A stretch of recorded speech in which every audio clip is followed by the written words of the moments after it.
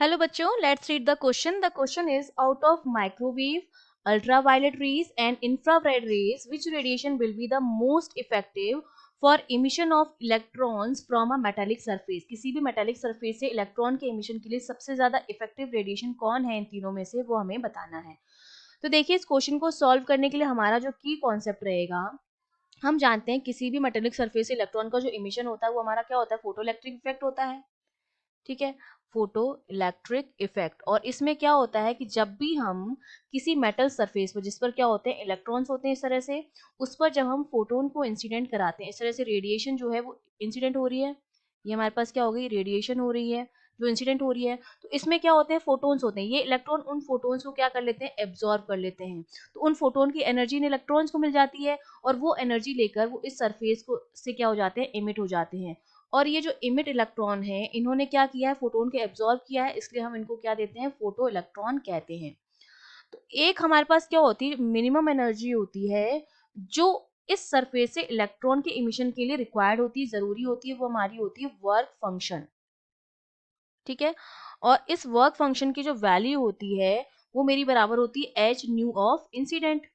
ठीक है, इसका मतलब ये जो है वो मेरे पास क्या है, मिनिमम फ्रीक्वेंसी है जो रिक्वायर्ड है for the emission of electron.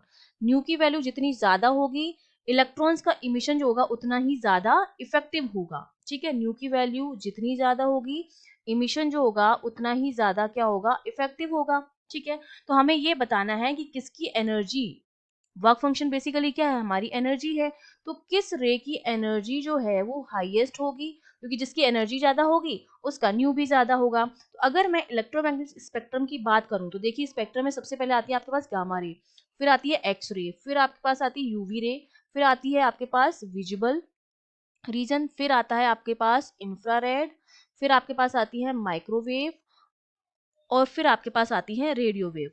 ठीक है, ये सीरीज होती है। इससे इस तरफ जाने पर हमारी जो वेवलेंथ होती है वो क्या होती है, इंक्रीज होती है, और फ्रीक्वेंसी जो होती है वो डिक्रीज होती है। मतलब फ्रीक्वेंसी जो होती है वो इस डायरेक्शन में बढ़ती है, अगर इधर से इधर जाएं तो फ्रीक्वेंसी जो होगी मेरी बढ़ेगी। इसका मतलब गामा रेज की जो फ्रीक्वेंसी है वो क्या है, हाईएस्ट है, मतलब इसकी जो एनर्जी है वो क्या है, सबसे ज्यादा है।